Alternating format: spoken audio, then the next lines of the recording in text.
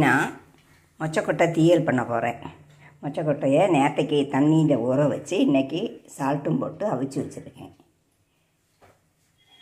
தீயல் பொடி தண்ணி ஊற்றி அரைச்சி வச்சுருக்கேன் தீயலுக்கு. தாளிக்கிறதுக்கு கடாயில் 2 டேபிள் ஸ்பூன் எண்ணெய் ஊற்றிருக்கேன். எண்ணெய் சூடாயிடுச்சு. கடுகு,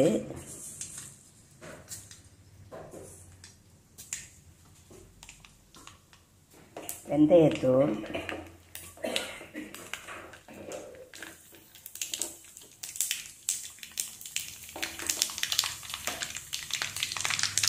வத்தல் மிளகு, கருவேப்பிலை,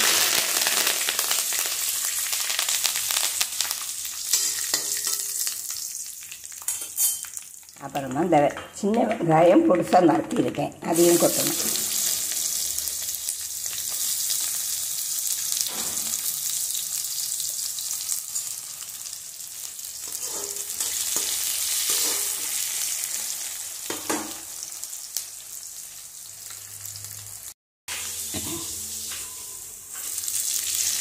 வெங்காயம் வதங்கிடுச்சு. இனி இந்த அவிச்சு வச்சுருக்க மொச்சையும் அதில் போட்டு அரைச்சி வச்சுருக்க தீயலோட அரைப்பையும் அதில் கொட்டணும்.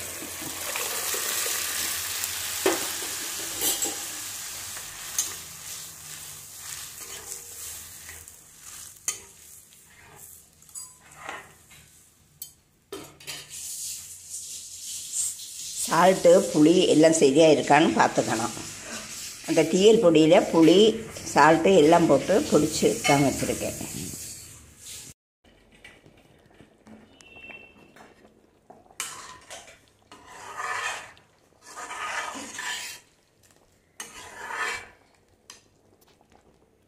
சால்ட்டு, புளி எல்லாம் சரியாக இருக்கான்னு பார்த்துக்கணும்.